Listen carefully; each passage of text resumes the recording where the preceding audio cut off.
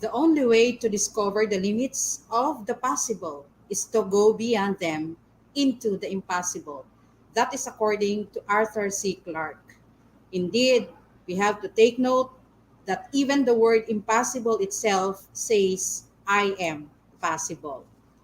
To the insightful and innovative leaders of the Schools Division of Pasay City, headed of course by our esteemed Schools Division Superintendent Dr. Loretta B. Torrecampos, SO5, assisted by our prudent ASDS Dr. Arturo A. Tolentino, our smart CID Chief Mr. Librado F. Torres, to our Administrative Officer for Sir Danny Ocampo, school heads, administrative officers, project contrivers, head, headed of course by our Division ICT Officer, Mr. Eric Dicomia, to all the supervisors and other participants in this nifty activity, a blessed morning and welcome to the launching ceremony of the SDO Pasay's another milestone entitled Project SIGA, or the Systematic Improvement Towards Greater Achievement.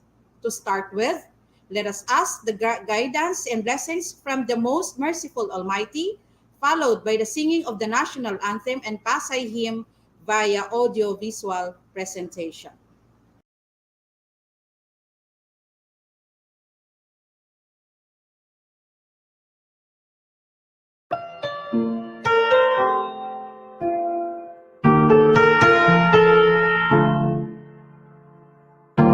Pray for wisdom, your voice to be. We cry in anger when we cannot feel you. We doubt your goodness, we doubt your love, as if every promise from your word is not enough. And don't you why you hear us desperately, and long did we have faith to believe. 'Cause what if your blessings come through rains? What if your healing come through tears? And what if a thousand sleepless nights of what it takes to know your need? And what if trials of this life are your mercies in disguise? Friends betray us, who in darkness sees the wind we know. The pain reminds this hurt, but this is not our home.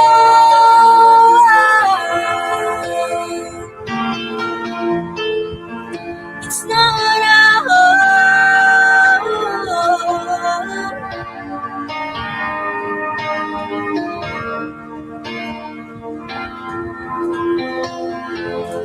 What if your blessings come through raindrops?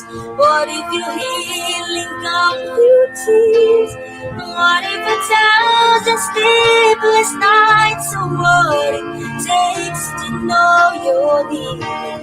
What if the greatest disappointments, the aching of this life, is the revealing of the greater thirst this world can satisfy?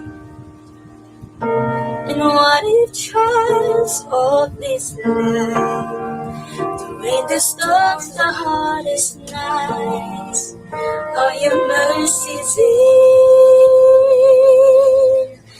disguise?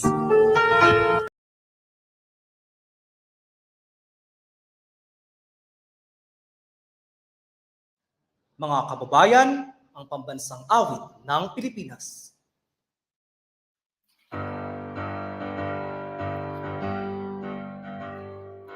Mayang magiliw, pero sa silakanan, harap ng puso sa dibdib mo'y buhay. Lupang hinirang, duwit ka ng magiting, sa manlulupi, di ka pasisihin. Sa dagat at bundok, sa simoy at sa langit mambaga, may dilagak tula at pangit sa paglayang minamahal. Ang kislat ng mata at mo'y tagumpay na hinding-ding, ang bituin na tao na kailan pa may di magdidilig. Lupa ng araw naman at pagsikta, buhay langit sa piling mo. Ang ligaya na pang may mag-aapi, ang matay ng dahil sa'yo.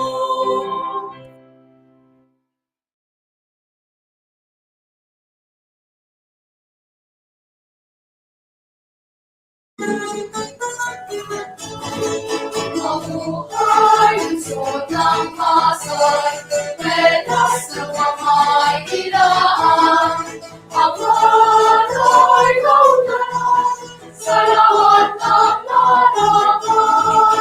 Mabuhay ang suot ng kasal, tungawat ang sandaigdigan. Umaling kapagtandak at tuwigan, mamamayan. Masaya at tumbayan sa puso'y nag-iisa. Masaya bilang bayan, masaya buhay ka. Magtatay na Panginoon, magkakansang ang pagkaon. Masinugan na pagmamahal, tutuloy na pasayenyo. Masay mahal kong bayan, sa puso nag-iisa. Masay na bilang bayan, masay na buhay ka. Masay mahal kong bayan, sa puso nag-iisa.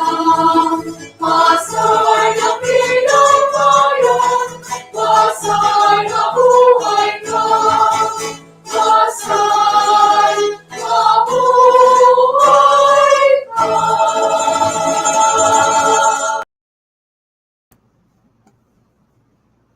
At this juncture, fellow educators, let us not prolong our agony in witnessing the significance of this engagement.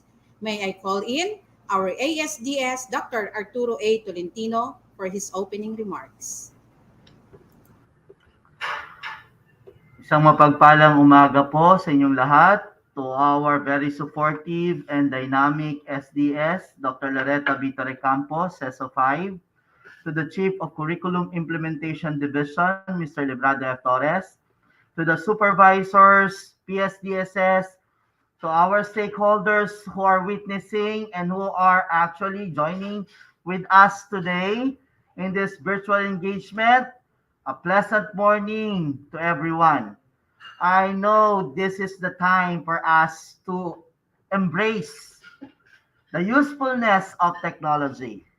And by such, this particular launching of Project SIGA is very timely because as we embrace the new normal, it's about time to do contactless, di ba, services for our stakeholders.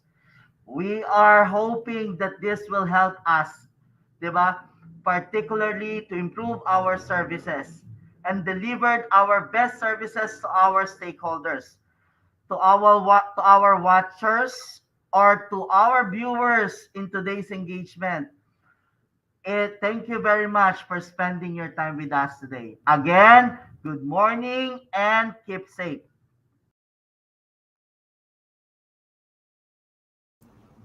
Thank you so much, Sir Art. At this moment, to continuously inspire all of us, may I invite to our virtual floor the woman behind this activity, our indefatigable and nimble SDS, Dr. Loretta B. Torrecampo, CESO 5, for her message of wisdom.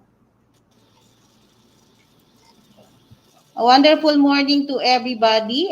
First, I would like to express my deepest gratitude to Mr. Comya and to all the top members of the Project SIGA.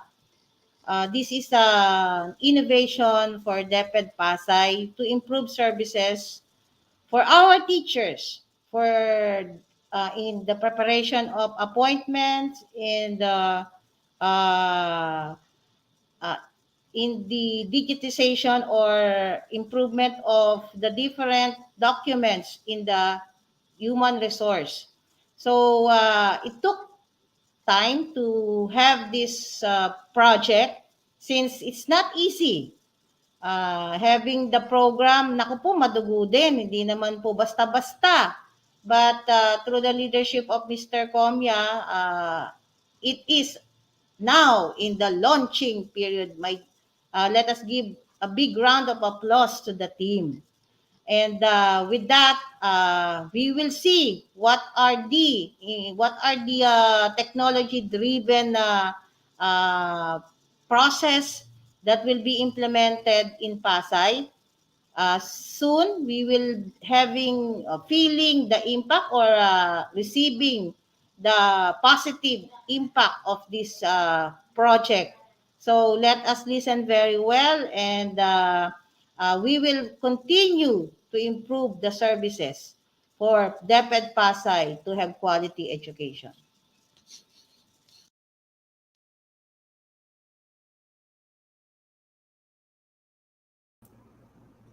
Thank you so much, Ma'am Lori, for tirelessly extending your arms and wings in mentoring and supporting all of us in all our endeavors. At this time, our Division IT Officer, Mr. Eric D. Comia, will enlighten all of us by providing us the rationale and objective of the project. To our school's division superintendent, Dr. Loretta Vito Campos, SO5, to our energetic ASDS, Dr. Arturo A. Tolentino, to our education program supervisor in LRMS, Ma'am Normina Haji Yunos, to our chief education program supervisor, Sir Librado F. Torres, to our programmers who developed this project, Sir Jojo Pardinas from Pasay City National High School, Sir Arnel Almedora from Pasay City South High School, Sir George Sudusta from Calaya National High School, and Sir Wilson Pangan from Pasay City East High School. Good morning. Let me share to you my screen.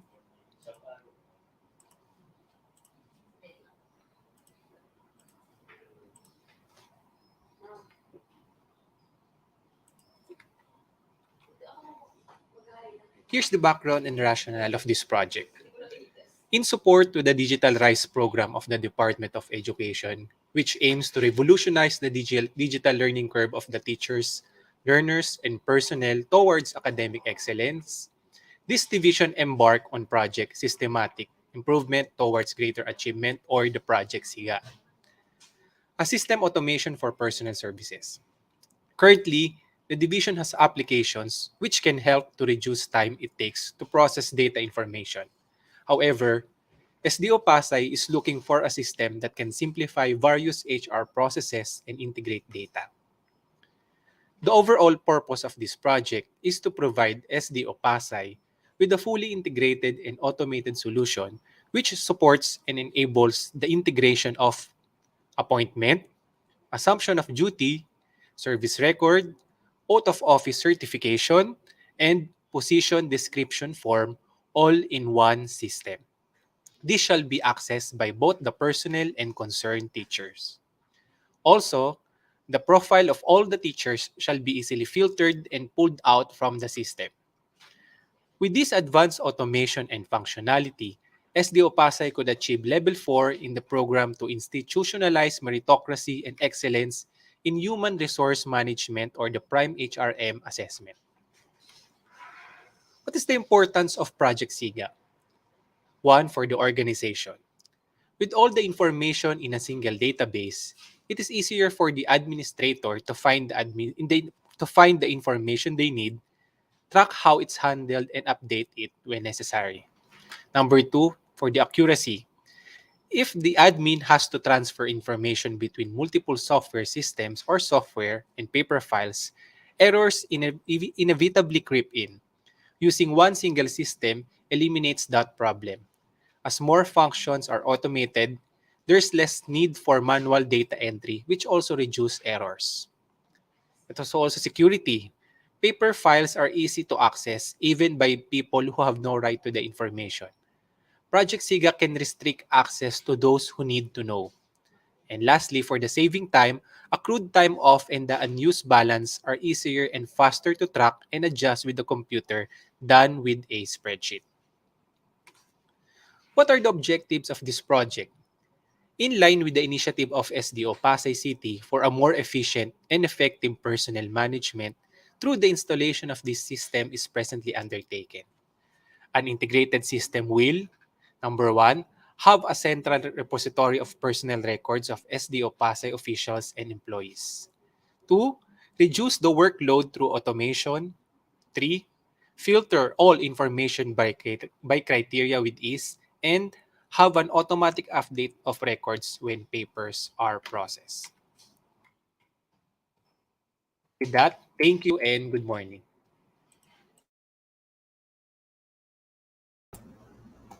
Thank you so much, Sir Eric.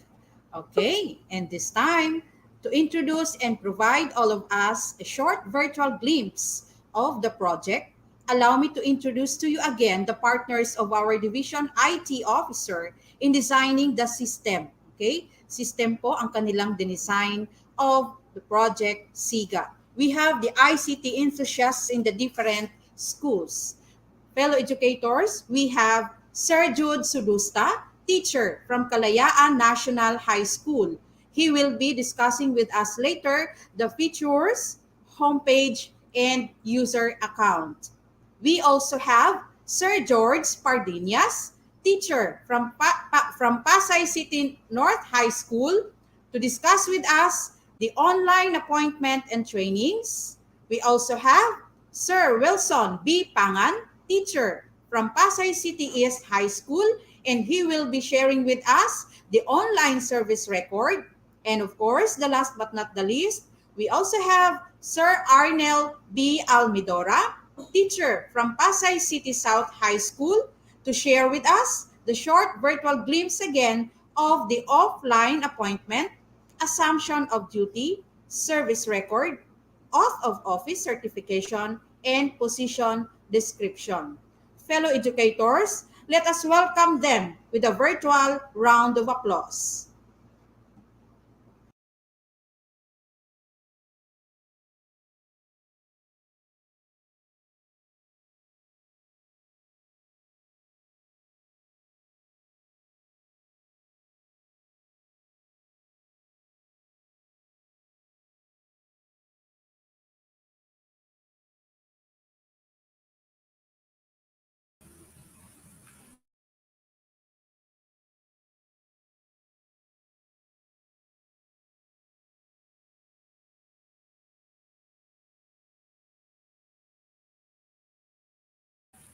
Okay, so good morning, everyone.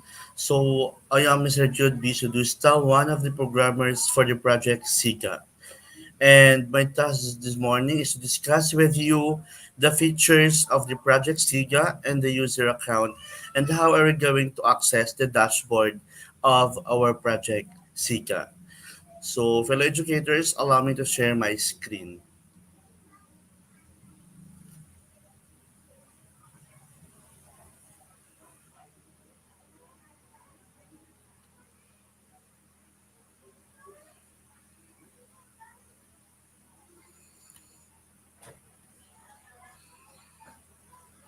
Okay, so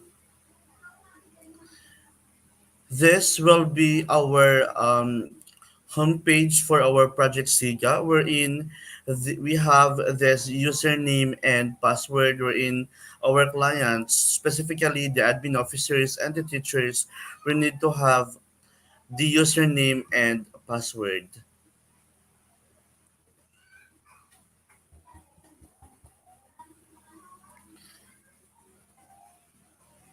Okay, so this will be the dashboard of our project SIGA. So we have here the features of our project. We have here the employee training records, the employee profiling, and the service record. So before they're going to log in for our dashboard, they need to have the user account and they need to register on our database. And our database has been equipped with or has been under the Data Privacy Act of 2012. So this will be the features of our project SIGA. We have here the employee training records. So we're in the admin officer of every school can update the division trainings.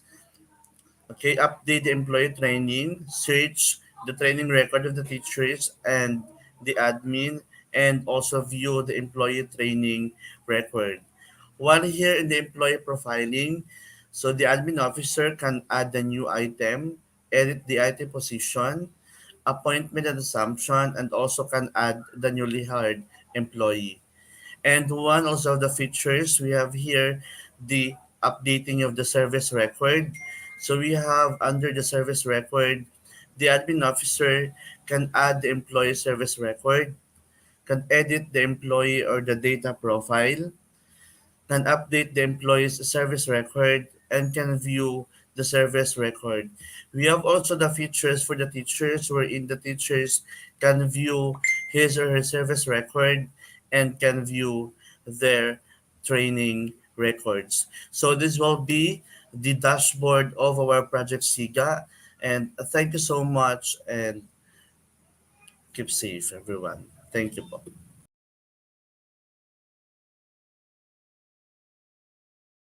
Okay, good morning, everyone.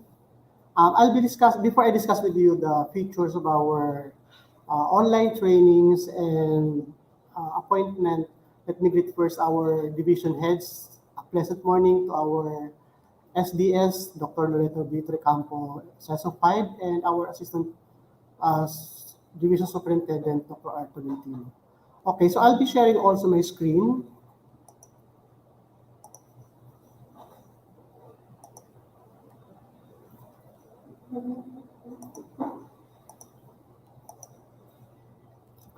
Okay, so right now, we have here our dashboard. So I'll be discussing first the function of employee training records. So for this particular part, this is intended for our administrators. So the AO2 actually will be the one to utilize this particular part. So again, this will be intended for the administrators. So for the teachers and employees, you will be having different dashboard screen. So for now, I'll be discussing the feature of our program. Okay, so for the update division training list, division admin, so this is particularly intended for the division administrator. So what are to be expected from this particular button? So let me show you this one. So here you have the division admin access verification. As the name a while ago, so this will be used for updating the division training. So I'll be showing you how does it work.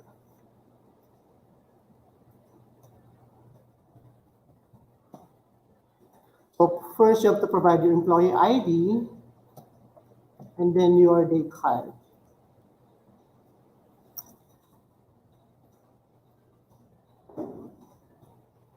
Okay, then click the login. So it will list down all the trainings encoded already in the database. So from here you can add. So if you want, if there's a new training done in the division or either national or school, normally this will be encoded by the division admin. So therefore, this will be the division or national level trainings. So once you enter the title here, then select the levels. It can be school, division, regional, national, international, and then the starting date, the end date of the training, the expected number of hours, who hosts the training, and what type, it's either public or private, and then click add. Automatically that particular training title will be added to our database. So that's how it works. Okay, so let's go back to our, so that's actually the division training to be updated by the division administrators. Okay.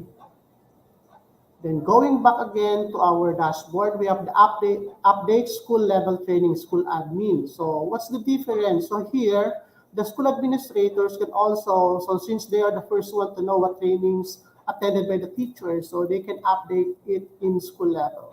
Okay.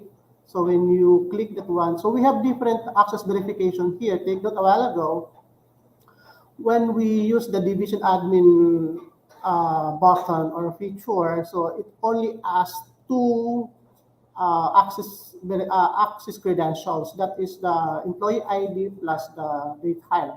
So in the school levels, it's different. So you have to specify here the school ID or the office ID. So basically, our schools have our own school ID. So let me give an example. So in our case, so that is 305364, and my employee ID and my date hired.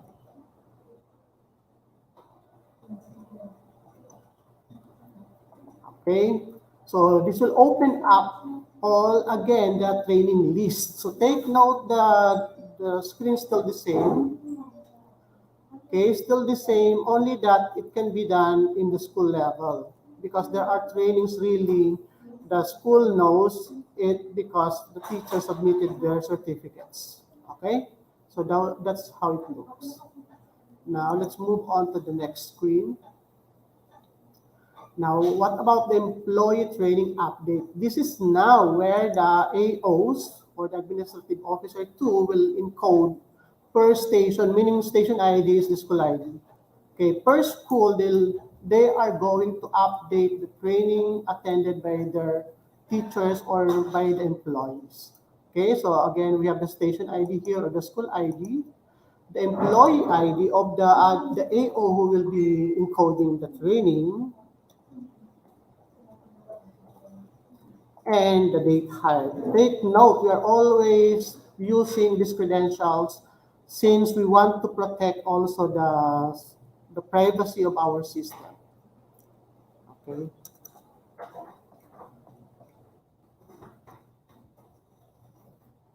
So on this particular screen, you will notice that some of the information is already provided, but you can actually edit this one. Example, the school ID, since I am using the station ID of our school, so automatically it is already there. Then you just type the employee ID of the teacher who attended the training, the last name, the first name, the middle name, the gender. There's a drop down you can just select. And then the title of training. So make sure the title is there. So you just select it here. So you may type the first letter of the training if you want to look for that one. So we have the labor updates and so on. So just select. What about if the training is not here? So we have a button for that for us to update. Just like what I have discussed it already in the two buttons a while ago. Okay? Then we can select the category whether it's not. By the way, it's automatically filled out. So once the training is already there, other information is already provided. So you don't have to fill it out anymore. So you have to fill out first the training title in the training update title, and then everything will be provided here. Then just click add. Okay, it's there. Okay, then we move to the next feature. That is the training search as admin. So what is the function of this particular feature? So let's try to click that one, station ID, employee ID, date hired. Sorry.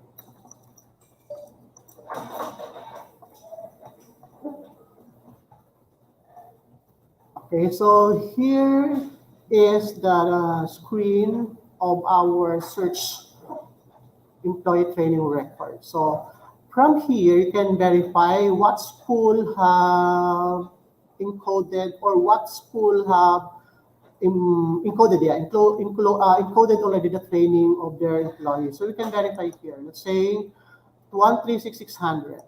So from here, if we use that particular school ID, everything will be displayed. So there. So it's all 136600. All the employees in that particular school. So right now there are 255 trainings already attended by the teachers. Okay, but we can also filter it out by the training title. Example. So let's look for a title here. Let's say inset breakthrough. Let's find out if there are really teachers who attended that one there. Okay. So there's none. So let's try another one for something that's about division. So that's how it works. So if there are trainings satisfied by your filter criteria, then it will be displayed. Capacity building. Let's check this one.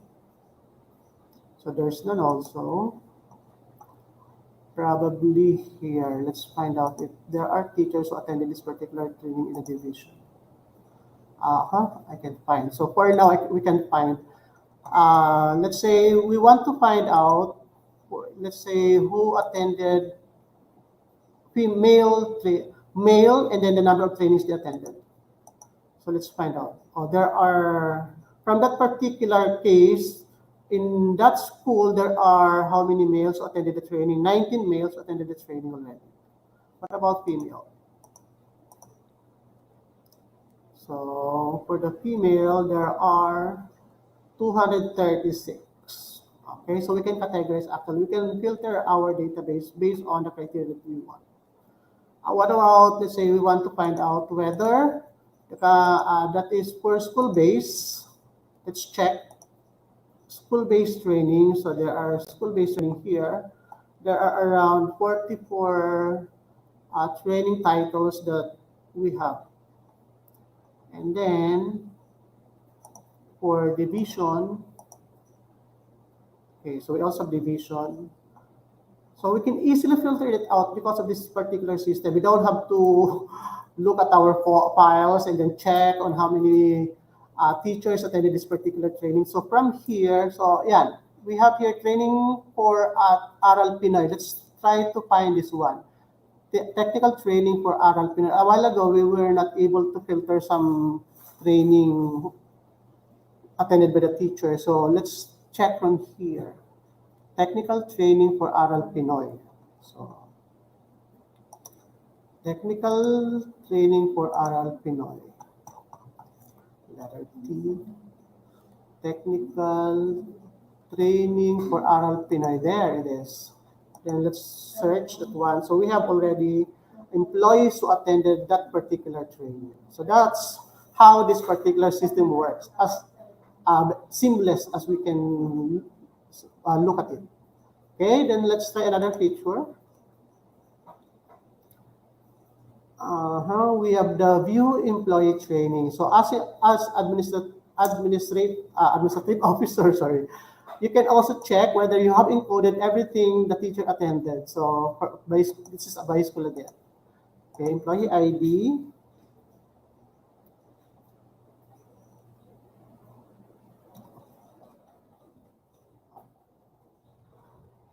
Okay, so here we are looking for the encoded trainings already. That's per school. So there are 16 encoded trainings in our school. So that's how it works again. And basically, this is my training actually. This is training I attended already. So there are 16 records pertaining to my own record. Okay. So we can search out everything through this particular system seamlessly. Okay, let's move on to another feature, that is the employee profiling. So here, the employee profiling is intended for the division administrators. Okay, so this is one for them. But for now, we allow the administrators in each school to use the edit item because there are around around 3,000 items that we have in the division, and the division administrators can work all of it, just them encoding everything. So we ask actually the administrators of each school to encode, to edit the plantilla item that we have. So add new item position is if there are new items coming from the DBM approved by the DBM, we can the division administrator can encode that one here. So by just clicking this one,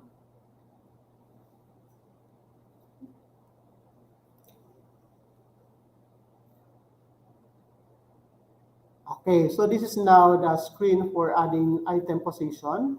So we have to encode the item number. Those with asterisk means you have to provide the data, and otherwise it won't be saved in the database. So we have to provide, it's important.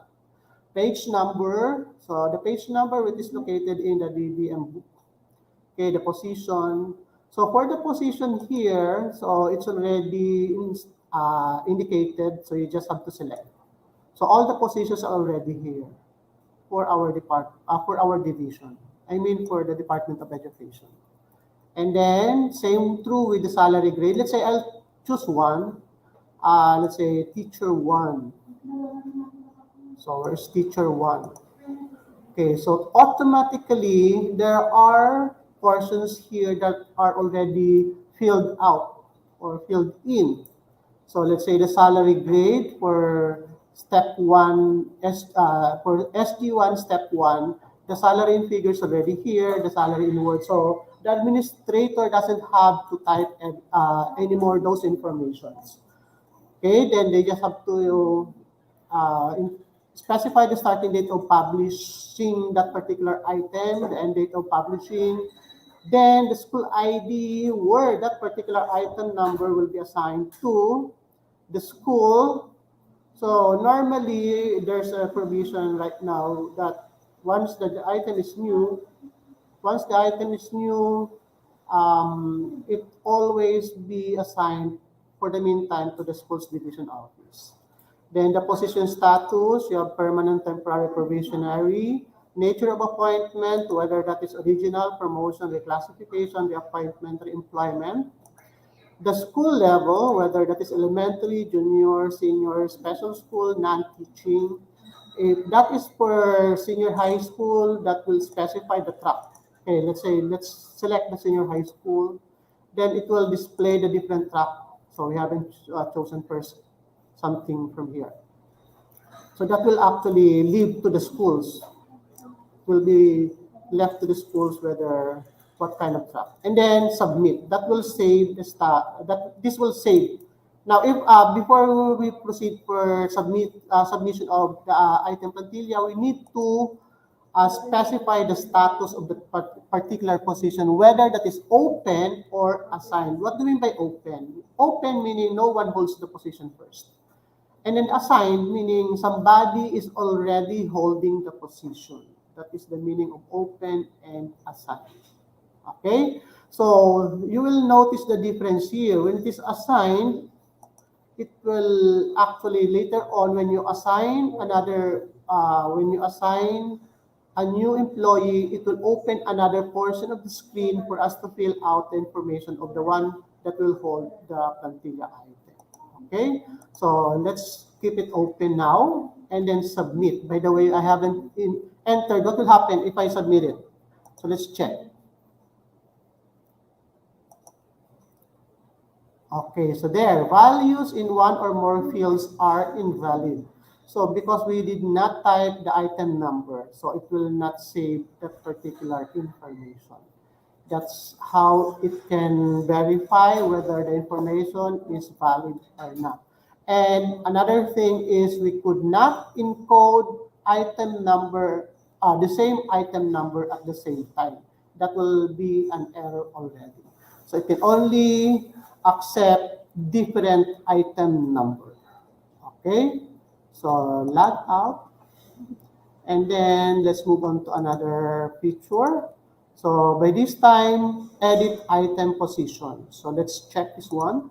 Okay, for the edit item position again, that is a division office administrator. So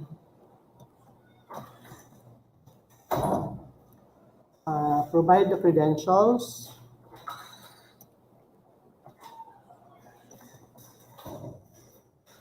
And then we can select what item position are we going to edit. So it will display all the available plantilla item position that we have in our division.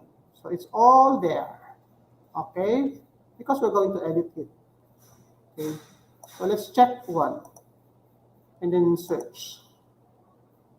So this is now the plantilla item pertaining to TCH 330329-2014. By the way, it's not yet updated. All our plantilla item position here are just from 1998 to 2018. Okay, so for the meantime, for those who are having a new plantilla item, you might search for your plantilla item here. So hopefully that will be updated already. Okay, so page number, teacher. The teacher here, you will notice that it's already provided by the salary. So it's updated. But if it is not updated, you can just select. Then that will already update everything here. Then assigned, you will notice that it's already assigned. So there is a part of the screen that displays the employee details. So here, who owns the particular plantilla item. So that's assigned to Tanyada Helen. Okay? Then if you are already updating, if you have updated all the information needed for that particular item position, then you can just click update. Then after updating, it will go back to the item position. Okay? So that is how we are going to edit the item position. Again, this will be done by the it can also be done by the school administrators and the division administrators. Okay? Next, for the appointment assumption forms.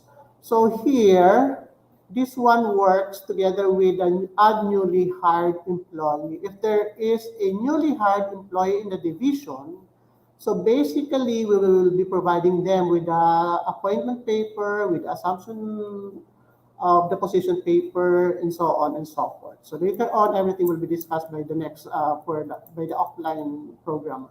But I'll be showing you how are we going to encode in this particular button. So add newly hired employee. So it will only display those open plantilla item. So you will notice that it's very it's now few because it filtered out only those available item position. So it will not be all the plantilla items that we have here will not be shown here anymore. Only those again open plantilla item. Let's try this one. Search. Okay, there. So this is now the plantilla item position. Then we can already provide the information. By the way, this one is already existing. That's why we have already information, but still it is open. So we can just verify, we can just edit, we can assign the new employee that will handle this particular. Probably the person who holds this before has retired, has been promoted, has been transferred, or any reason that we have for that matter. Okay? So that is the newly hired. And then once done, you can already update and then submit. Okay. So that is now. Then after that, you will notice that we have here for printing. So how about this for printing? So this will already allow the AO to print the appointment paper by the corresponding employee. Okay, so we want for printing. So let's try finding one. So these are the available plantilla item for printing. Let's say this one. There. So when you select that one, this is not the form. This is the prescribed form by the CSC and the DBM. So we are following that one. Although some informations are not provided because we did not encode it there yet on. So the date, the reason why this particular position was assigned to Ernesto, probably the first, the vice here was reclassed to another item. Okay. And then the certification of assumption to duty and so on and so forth. There. Okay. So that's just the online appointment. So this will actually lessen the hassle of the administrator in printing the appointment paper. So once you encoded all the information of the employee, the newly hired employee, then it will go directly here and then print that particular report that we're going to print. Okay. So what are included here are the appointment paper again and the certification of assumption to duty. Other forms will be printed in the offline system of our project SIGA. Then, yeah, it go directly. It goes hand in hand. The two buttons here goes hand in hand, but you can also click this one. The same thing will also come out there. So the same result will also come out. Okay. Okay, that's end my presentation. Thank you for listening.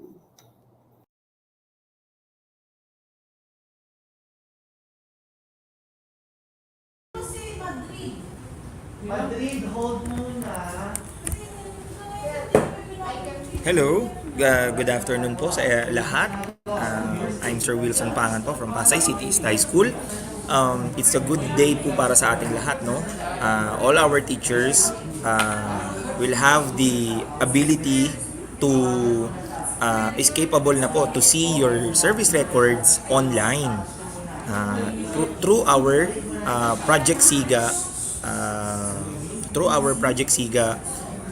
website. So, let me, okay. Sir, show po ng ating screen.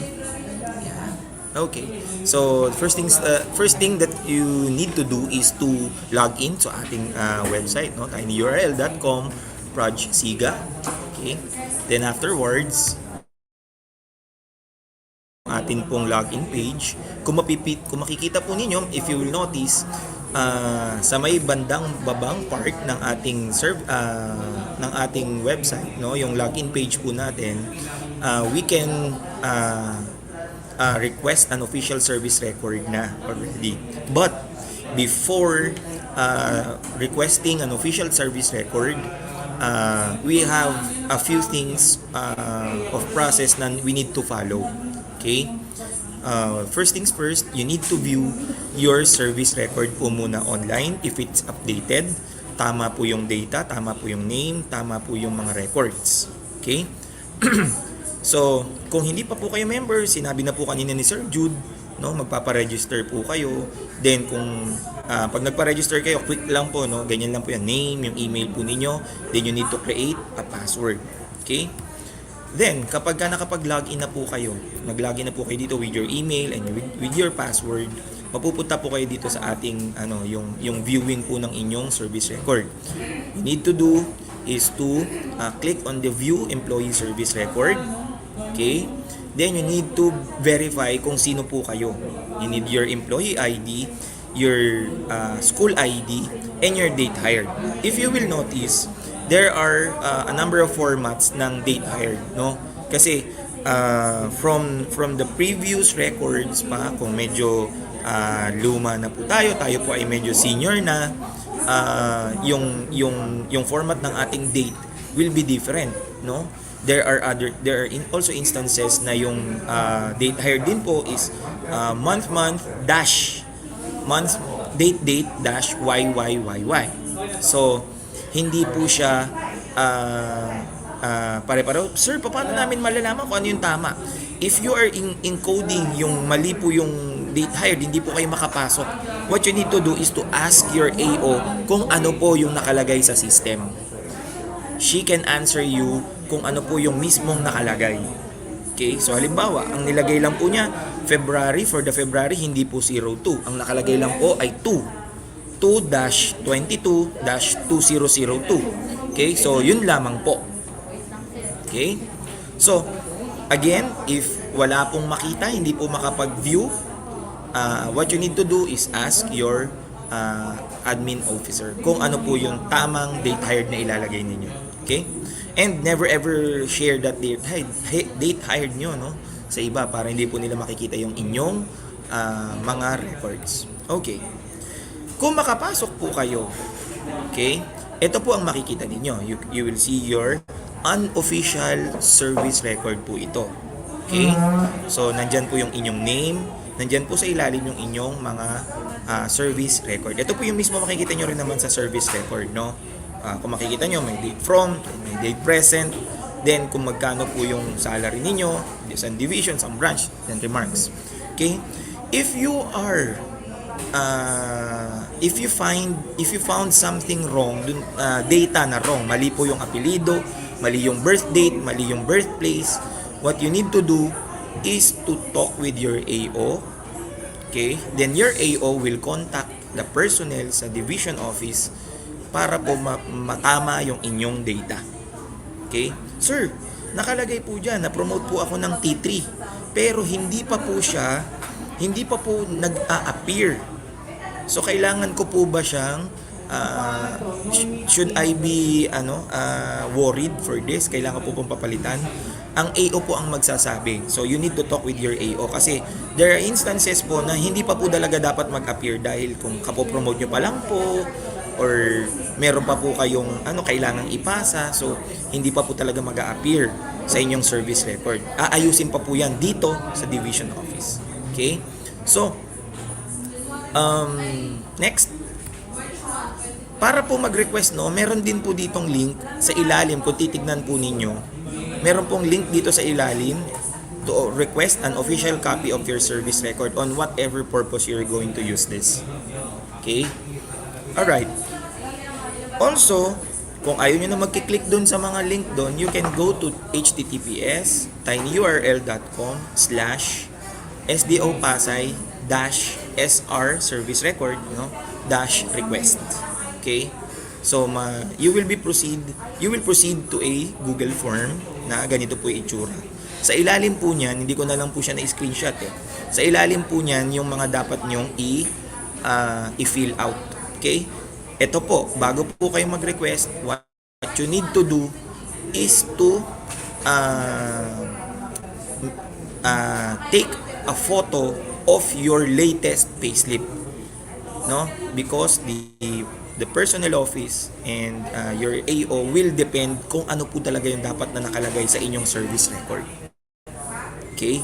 Doon po sila magbabase sa inyong payslip. Okay? And take note of your step increment and take note of your salary grade because those are one of the few details that will be asked upon filling up this service record request form. Okay? So that's it. So ganun lang po siya kadali. Yung atin pong objective wherein the records on the division office and the records that you're going to view online will be updated po para po sa mga teachers and employees ng Pasay City. Thank you po.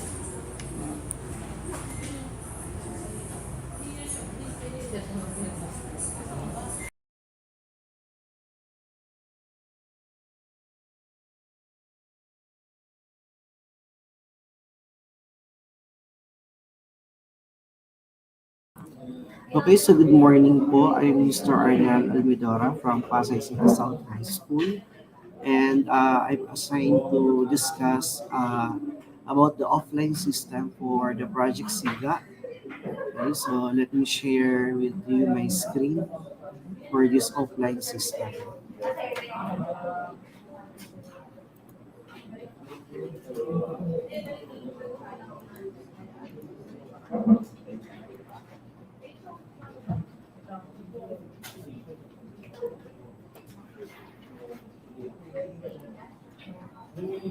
Okay, so this will be the system for the offline SDO Pasay Project SIGA.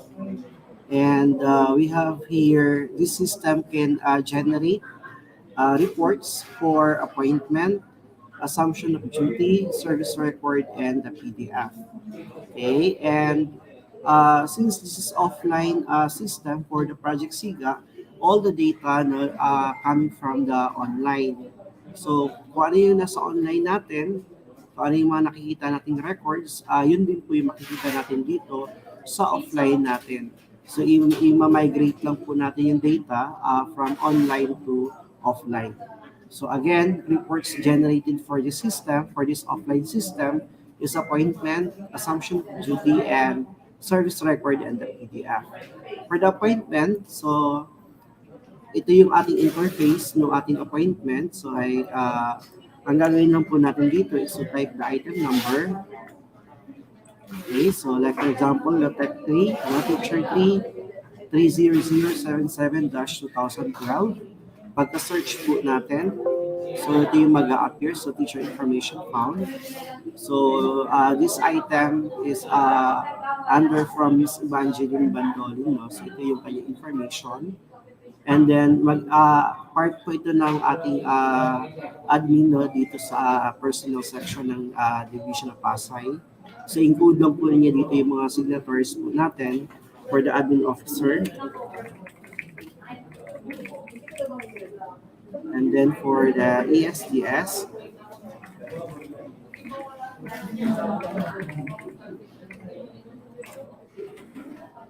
and for the SDS,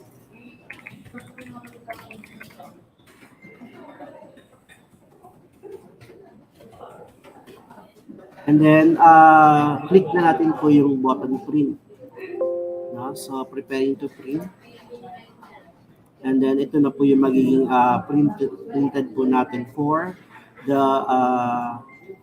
yung ating appointment. Okay? Then for the page 2, ayan po yung ating page. Okay? So pagka mag-print po tayo, so ayan, connected na po ito sa printing sa printer po natin. Then for the assumption of duty, so yung ating item number, and then search. Okay, yan yung po yung information ni Ms. Evangeline. Then type din po ulit natin yung ating admin officer.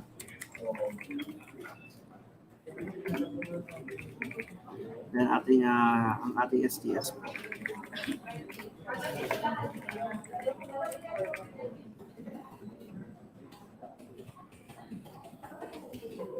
Okay, then date of appointment, then print. Okay, so ito na po yung ating magiging hard copy ng ating assumption of duty. And then, we have here the service record po. So, enter po natin yung employee number, 590, then 9955. Example po ito ay si Araneo Robles Castro po. Then type po natin yung date prepared. For example, February 24, 2022. Then him. Then click button print. So ito na po siya. So ito po yung ating service record po. Pagka 2 pages naman po, ganun din po, mag-generate po siya for 2 pages. An example po ay si 5311154. Search. Okay, then February 24, 2022.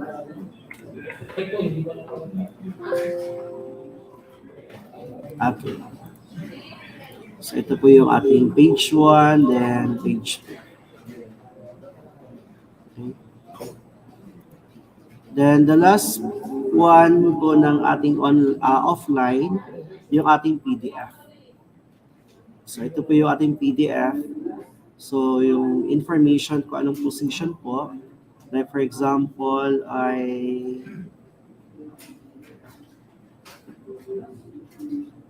nurse 2. Meron tayong sample dito, coming from Ma'am Sheila.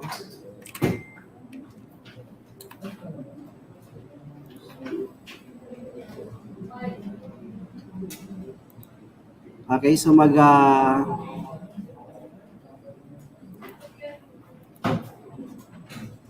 then search item number.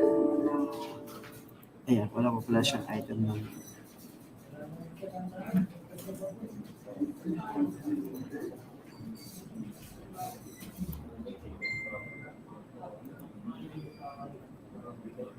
Ayan. So for example po, yan po yung mga position title po natin. Makikita po natin nagbabago po yung salary grade natin dito. Okay, then kung ano po siya, yung class, yung block G position, yung workstation, encoded po natin yan.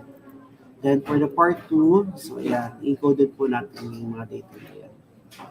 Okay, part 3, okay, dito rin, encoded po natin. So mag-a-appear na rin po dito kung ano po yung position na ano yan. So mag-a-appear yung description.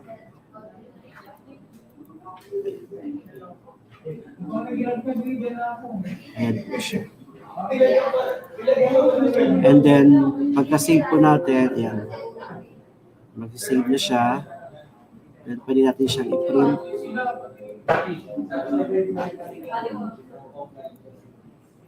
Ayan, ito po yung magiging ano natin. So, wala yung iba, hindi tayo naglagay ng info, kaya walang information. So, yun po yung ating offline, no, for the Project SIGA. So, again, ang features po nito is for printing po ng ating appointment, assumption of duty, service record, and the PDF. Okay? So, yun po yung ating offline. Thank you po.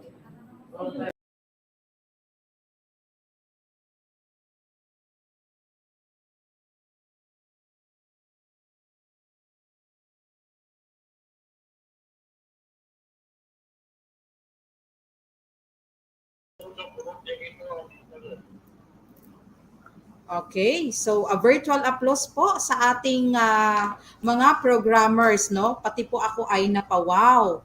Ako po ay isa din sa mga witnesses, no, ng kanilang mga trials and errors. So again, thank you so much to all the people behind this milestone, under of course the stewardship of our very supportive Schools Division Superintendent Dr. Loretta Vitor Campo, of course our ASDS Sir Art, our CID Chief, Sir Bob, to our HR department led of course by our Administrative Officer 4, Sir Danny, to all the programmers, thank you so much, headed by Sir Eric Comia. We have again Sir Jude, Sir George, Sir Wilson, and Sir Arnel. A virtual applause po sa kanilang lahat, no? Maraming salamat sa isang napaka-accessible na system. Okay, so everything now in our HR department is just a click away, but they rest assured that all our documents, all the information, no, pertaining to all of us are very confidential.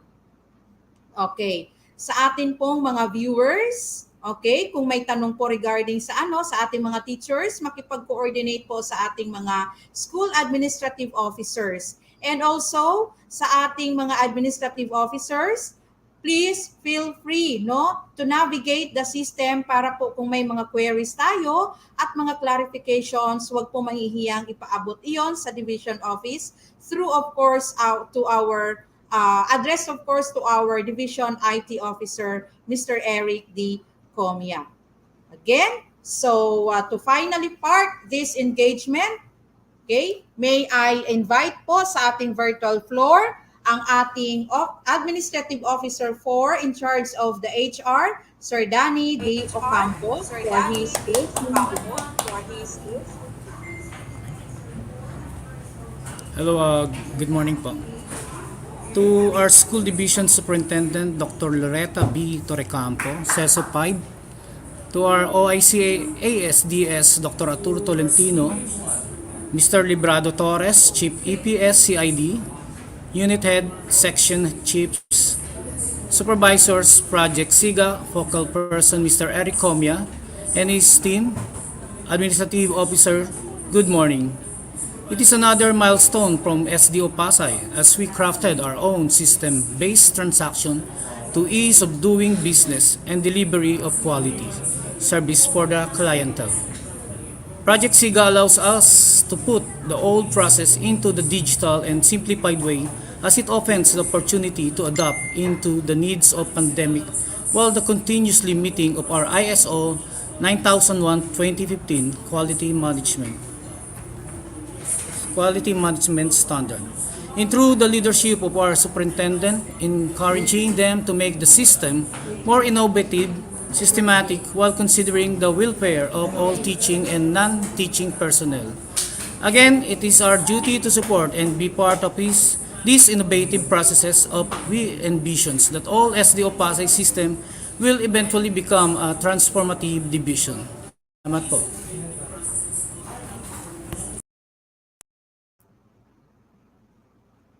Before I say goodbye, allow me to share with you a very inspiring quote from Sir Edward de Bruno.